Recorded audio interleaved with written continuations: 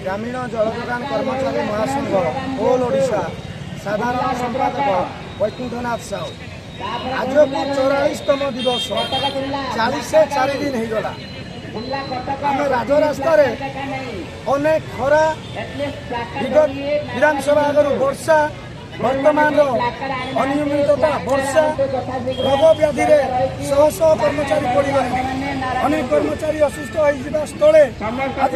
धारणा कर्मचारी कमी जाइबार यथार्थ जो राज्य सरकार खरा दिन में बैनर खंडे मारिकी जलछत्र लिखती एवं कोर्टे 450 रु 500 टका दिखती दुर्भाग्यजनक कथा 25 वर्ष धरी वसुधा योजन 8 घंटा 10 घंटा पानी जोगाई आसुले आज पर्यंत दैनिक 108 टका 23 पैसा देवार सरकार व्यस्त होती से भत्ता आज्ञा पंचायत रु मिले जो भिन्नक्षम वार्धक्य विधवा सम्मान भत्ता पंचायत रु मिले किंतु 25 वर्ष धरी गोटे अति आवश्यक महत्वपूर्ण डिपार्टमेंट ताकू पंचायत रे भत्ता दि जाए 8 मासे 10 मासे थरे दुर्भाग्यजनक कथा कहबार यथार्थ 50 दिन हो आज 44तम दिवस 50 दिन हो आम ग्रामांचल आसी मुख्यमंत्री को महासंघ महाकमिटी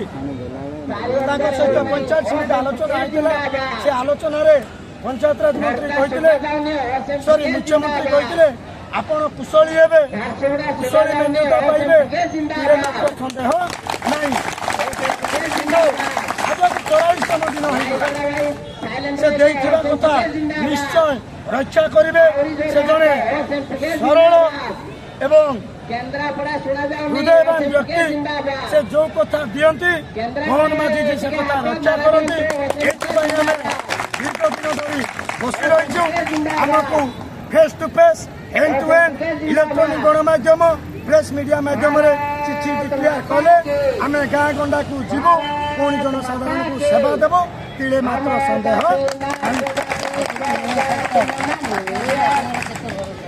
नुआसर 24 वर्षर विगत सरकार सीएलए अंध धृतराष्ट्र नवीन पट्टनायक वर्तमान चलित सरकार डबल इंजिन सरकार लोकों सरकार लोकों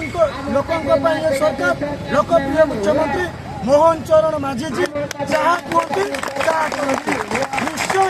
सी आम कुशली दरमा देवे ब्लॉक दरमा देवे तिले मात्र सन्देह नहीं।